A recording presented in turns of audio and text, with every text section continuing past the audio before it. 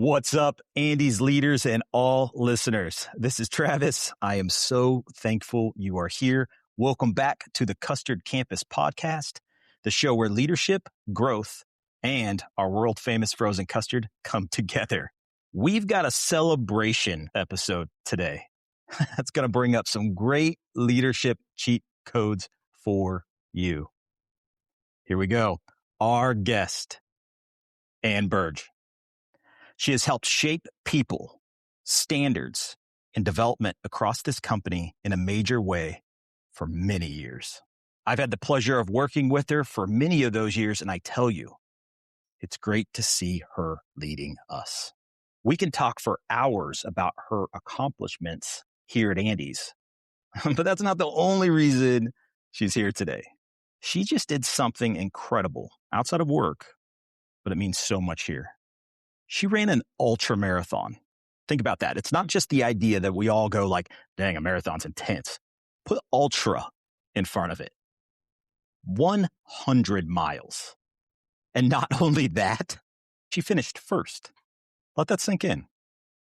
I did some research on this, looking at data from races across the U.S. On average, 40% of starters don't finish. Then the percentage of winners of this type of race is so small. I mean, we're talking very few. That kind of accomplishment gets your attention. It's got mine. Not just because it's impressive, it is, but because it says something deeper about discipline, mindset, preparation, and who someone is when things get hard. So today, we're going to do two things. We're going to get to know Ann better as a leader and person. And then we're going to dig into what that 100-mile accomplishment can teach us about leadership, consistency, and showing up strong at Andy's and in life. Ann, welcome Hi. to the podcast. Thanks, Travis. Glad to be here. Oh, that's awesome. I'm very excited. I know we've talked about this for a long time and getting you on the podcast. And when this popped up, I wasn't going to take no for an answer. So this is great. And we're going to jump in. And before we get to the race, which I know everybody's excited to hear about, I want listeners, there are a lot of new people listening that need to know a little bit more about you. So can you share just a little bit? I love your story, but just a little bit of your story, your leadership journey here at Andy's, and what parts of the path that kind of shaped you most? Yeah. So I started when I was 16, as many of you know. First job, it was close to home. So I knew if I needed to, I could walk up to work and never miss a shift. Got hired by Andy Kuntz himself. A lot of my training started with him.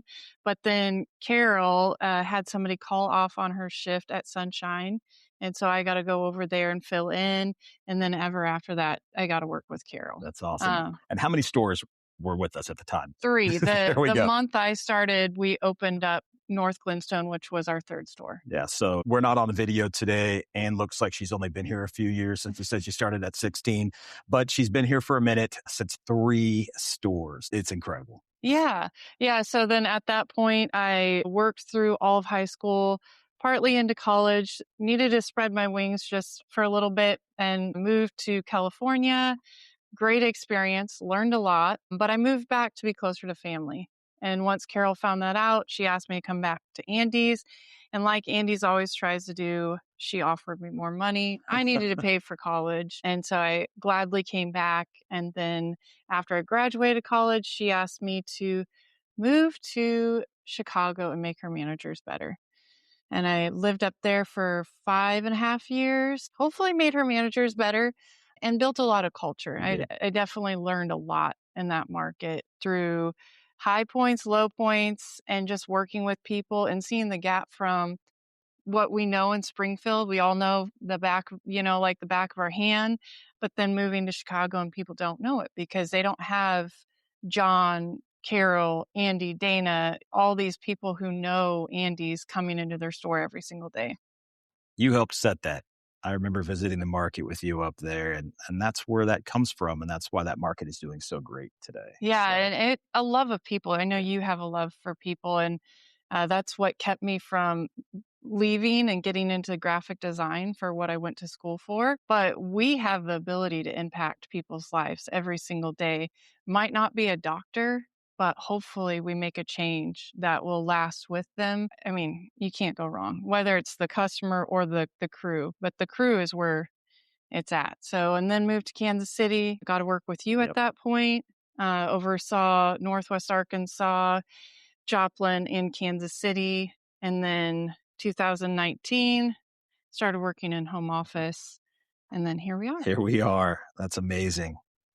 Following up on that, were there any mentors or moments that really changed your direction? Um, yes.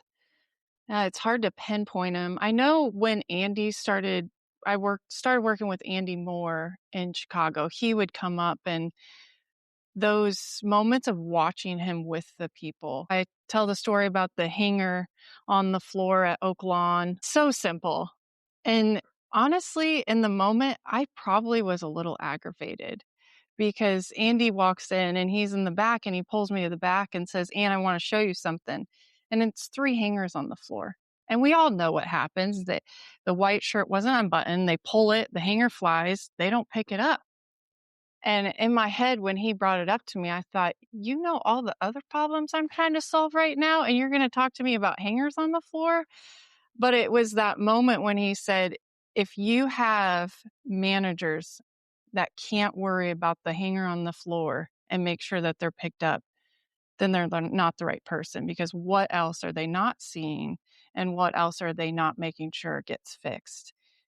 That was a pivotal moment because I started off frustrated, and then I was like, you got that goosebump moment with Right. it. And then also sitting down with him and Carol at a restaurant in Chicago and going over, why aren't people getting it? Just why aren't they getting it? And, you know, you sit there because you're like, oh, shoot, how do I answer this? This is a big question. And I told them both, I said, they're not getting it because they're by themselves. We've taken them through the training, but who is coming behind them saying, oh, wait, that's a level ladle? Or don't forget, equal berry, equal juice, because the flavor's in the juice. And, you know, throw back at least 3 scoops, maybe 5. Who knows how warm that dipper was? Even making sure that your dippers are cold before you take them back out on the line so that you don't have warm dippers that you're dipping with. All those little things that make Andy's Andes and so often get lost, and especially when we grow, and That's right. that's our culture, that's who we are, and it's in our heartbeat, and it gets your skin crawling because you're like, oh my gosh, you're using a warm dipper, and you know, that's what we have to do for our people. And that's why we're here talking leadership, right? Because Yeah. that's what we need in our markets. We need leadership. We have great managers that are able to take care of the day. We love that and we appreciate it. But those leaders are the ones that are able to come behind and build up those managers, right? Yes. And continue to enforce the great things. I love hearing and appreciate hearing your stories because they mean so much. People usually see like the title or success that you can bring, others bring. They don't always see what it took Yeah. to get there. And I'm glad we were able to pick up on that. And I'm sure she could tell you a ton of stories. You just got to be courageous enough to ask, right? Yes. Because you want to pick up on those things. Those are those cheat codes. Ask some of the leaders that just know the deep level of Andes and it will make you so much more successful. Pick up those hangers, right? So and that's just the idea. Pick up those details. All right, we're moving on. As the VP of Training and Innovation, what are some of the highlights of your role today? And what do you enjoy most? And what are you proud of? Ooh, that's a good one too.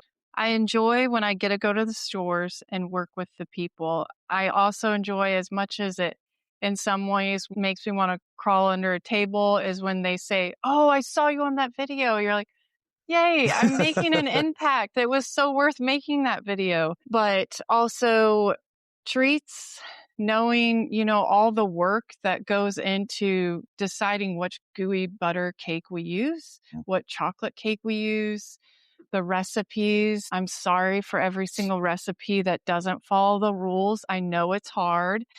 Um, and then with innovation, I will say I'm not the only one that does the work, right? We know that. I have great people to work with and support and they're my cheerleader, and we're cheerleaders together for each other and for Andy's. But I was so happy that we moved away from weight trainer.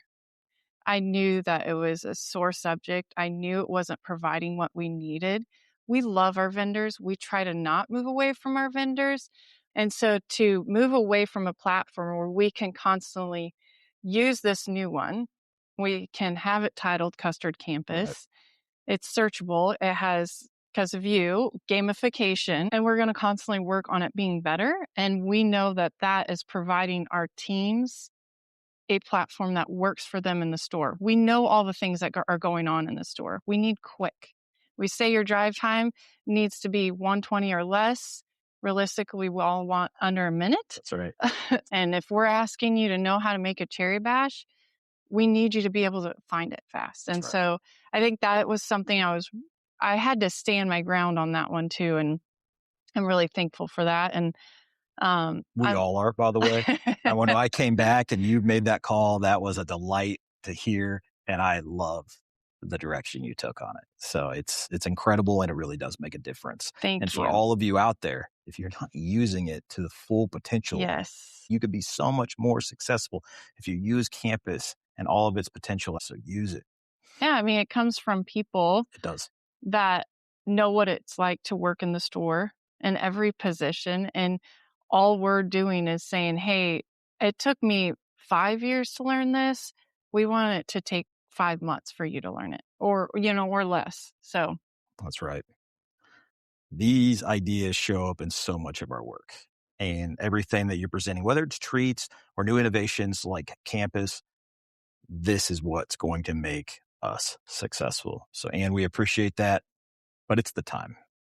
It's time to get into what people are already been like, wait, what? You ran 100 miles and finished first?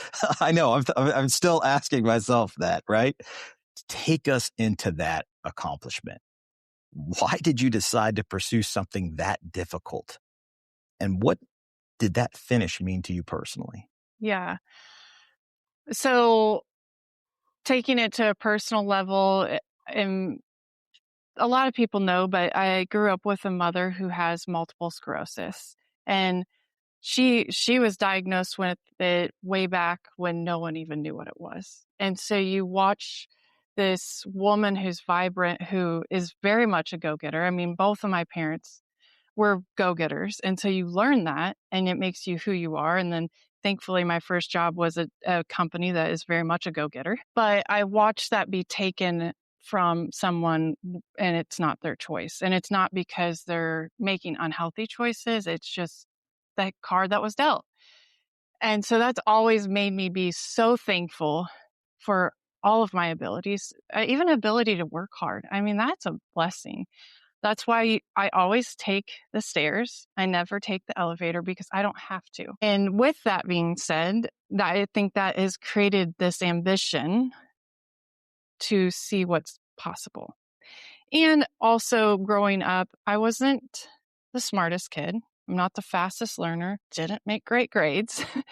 And I also went to a special reading teacher all through elementary school. And so I maybe was the underdog in a lot of ways. So it's made me say, if you want something, you can have it, but you have to work hard. And so I've always wondered, like going to college, I'm not using my degree and I don't care. But guess what? I proved to myself that I can work hard and I can make it happen. And so started off with just a mile when I was 20 and thought, you know what, as you grow old, you got to stay in shape. So you're going to pick up running. And there was this lady at my church who I looked up to, and she was a marathon runner. And I was like, that woman is getting it done. I want to be like her. And so I thought, well, shoot, I'm going to start running. And a mile at a time. And the next thing you know, my dream was to do a marathon. And so my first marathon was in 2010. I can still remember Carol gave me a shout out on Facebook, and I was like, oh, Carol Koontz is shouting me out on Facebook. And so that was the first marathon. And after that, it was like one every 5 years. Well, then like I mentioned, in 2019, I came to the office. Jana Jones, if you don't know her, she's an absolute wonderful person, a smile to light up a room. Well, she told me about trail running. I had no idea about trail running. And then therefore ultra marathons, had no idea. I made the mistake of doing the YouTube dive and watched lots of YouTubes and thought, shoot, I want to do that. Oh, And so in 2020, when everything was shut down for COVID, well, we have all these little towns that still kept their races open. Did a 50K in December of 2020, which is 31 miles. That was extremely hard and came away with, I think, 5 falls and really swollen knees because I fell so many times. wow. But I loved it. I thought, gosh, I learned a lot out there and I got to be in nature. I got to go on an adventure and it was wonderful. And then the next year I did a 50 miler. And I will tell you, I was terrified. I did not know the fear that would come upon me before I would start. And 2 weeks before the 50 miler, I just was full of fear. I thought, you're going to fail. You're going to disappoint yourself. You're going to disappoint your husband. It's going to be embarrassing. And I remember talking to Jana about it. And she said, I will come out and I'll run a 10-mile loop with you. And so she ran my last 10 miles with me.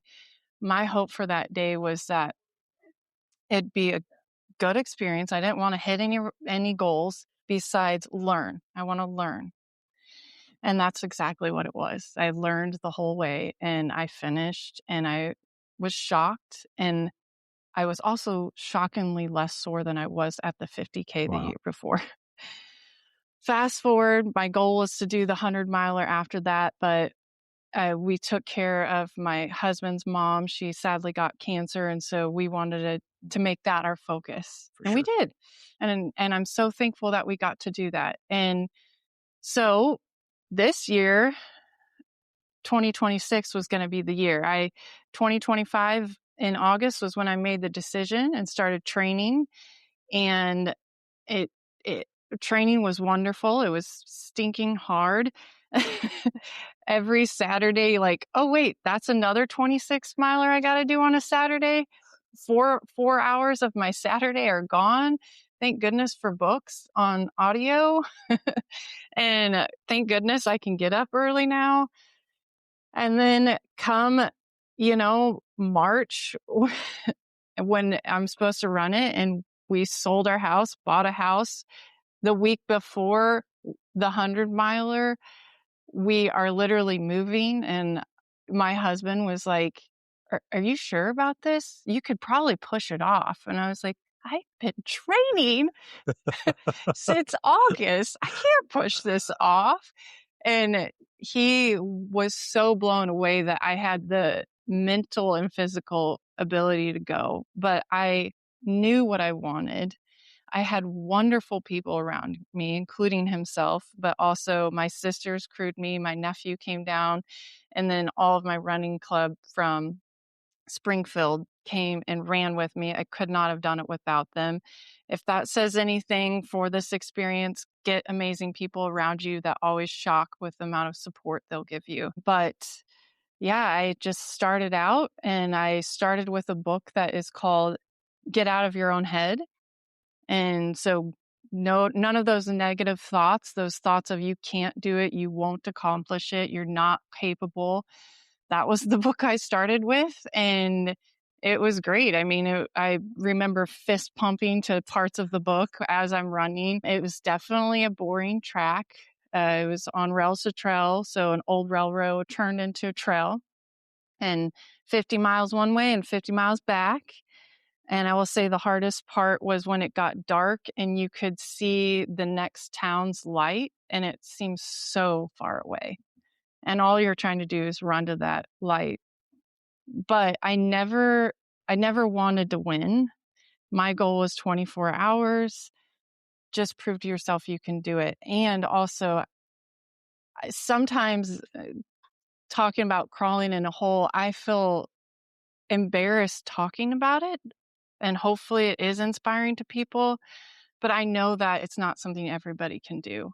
I feel 100% blessed that I have this opportunity to prove to myself that I can do this and get to explore and have this wonderful adventure. But with that, I just wanted to finish. And then I was like, I think I'm safe to say I can finish in 24 hours. Like, that feels pretty good. And I have this great gal that's coached me, and she's like, you can finish in 24 hours. So yes, she's like, just don't start out too fast. Don't do any of those 8-minute miles. Just go slow, steady. So I started at 10-minute miles. Every once in a while, I'd look down at my watch and I started creeping down. I'm like, Ann, slow down. You got so many more miles ahead of you. Wow. And then it kept going. And I thought, well, shoot, I haven't seen anybody for a while. And I got to mile 25 and mile 36. And the aid station lady said, you're the first woman. And I was like, she doesn't know what she's talking about. And I was like, okay, and then just kept going because I didn't care. It was the best way to run a race is to race yourself. Okay. And so I kept going, get to mile 51, which is an aid station. And I know for sure I'm the first woman. And I was like, that's pretty cool. Like, that would be cool if I can hold it. But once again, there's a lot of race ahead of you. And I've never done this before. I don't know what's going to happen. So kept running. And then I saw a guy, passed him. I felt a little bit sorry for him. He did not look good. Looked like he was in Sufferfest right there. And then passed another guy. And then I knew there was a guy in front of us. And at this point, my coach was pacing me. And she said, that could be the first guy. And I was like, what? She's like, I don't want to put any pressure on you, but that could be the first guy. And so, and we weren't trying to pass. I was just running.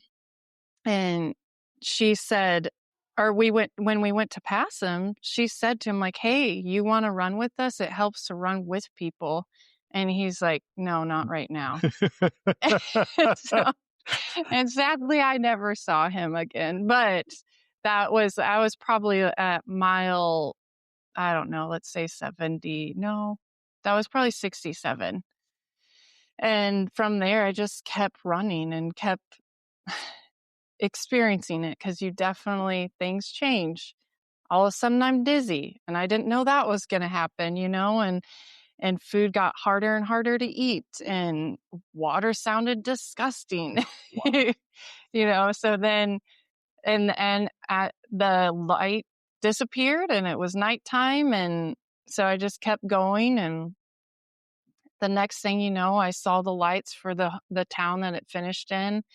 At that point, I was running with my nephew. He finished the last 7 miles with me, and that was such a cool experience I'll never forget. He was able to run me through all the highlights of his life right now and, be there for me. And yeah.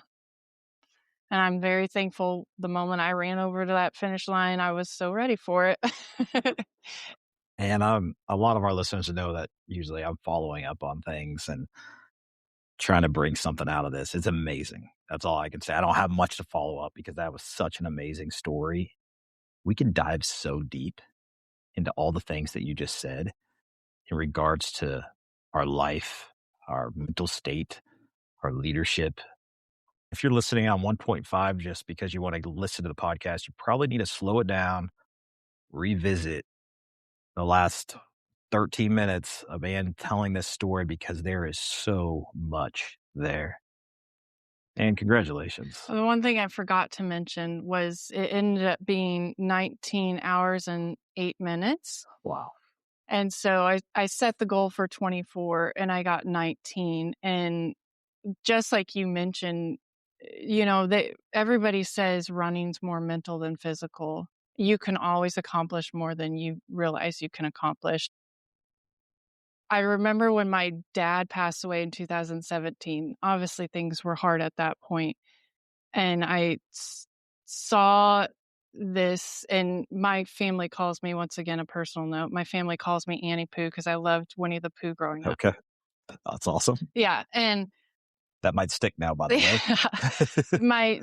So I saw this picture of a Winnie the Pooh quote, and I can't remember all of it, but it says, "You are stronger than you know." And in that moment, I could hear my dad's voice saying that. And so to always believe that.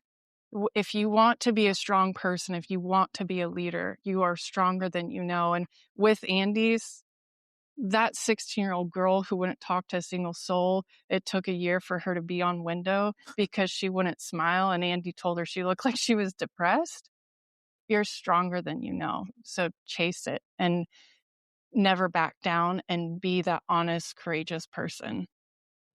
That is amazing. Listen to that. Again, listen to that. You're stronger than you know. We're all about providing this information to you all to make your dreams come true. You know, that's my job description. I start and I end every episode with that. And it's telling you, you can do this.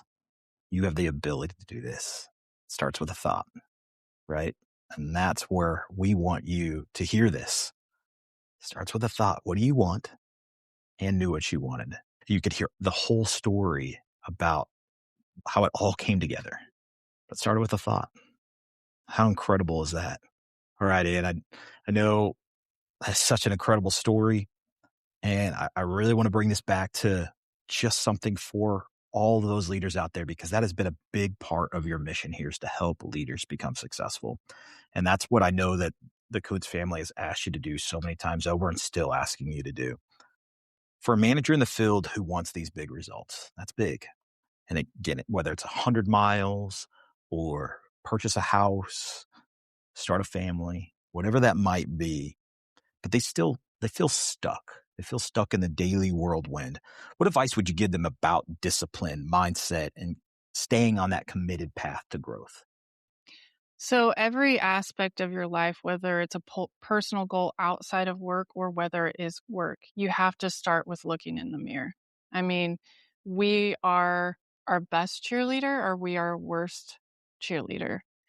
We are the person who's going to take us there, or we're our own roadblock. And so, even if it comes to you just got a store audit and it's not good, you better look yourself in the mirror because you're the one that turns that around.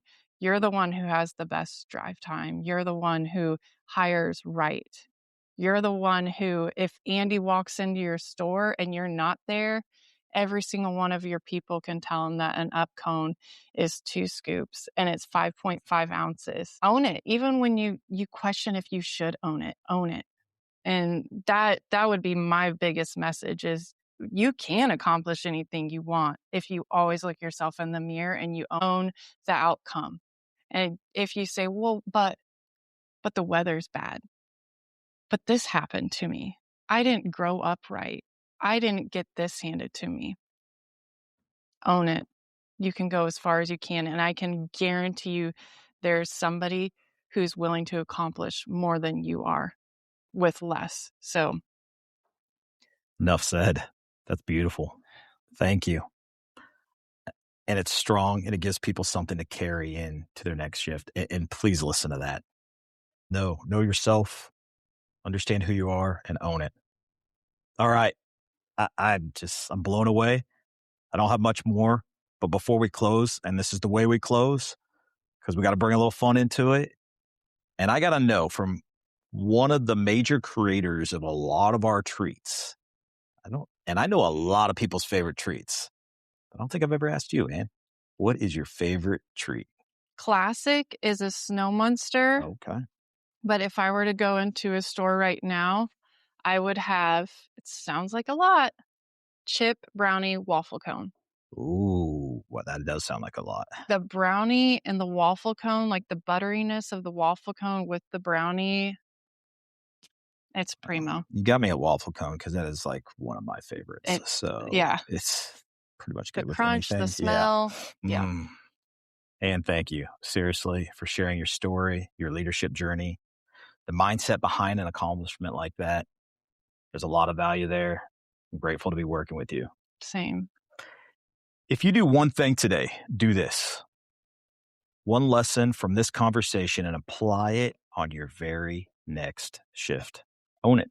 Just like Ann says, own it. Maybe that's being more disciplined. Maybe it's getting clearer on your next step. Maybe it's deciding not to quit when things get uncomfortable. One rep at a time, one shift at a time, one customer at a time. And again, thank you. Anything else for all our listeners today? Just thank you, Travis, for this opportunity. And then also, I truly love being able to work with everybody. It is a joy. All right. My goal is that you learned something today and that you can use it to get closer to making your dreams come true. I'm here to serve everyone, not change anything, just support great leadership and decision-making. Keep engaging. Share the content. And that's it for today. If you need anything, email me at travis@eatandys.com. And here we go. Leadership is portion control for chaos. The right amount at the right time, every time. Go win the day. Yay.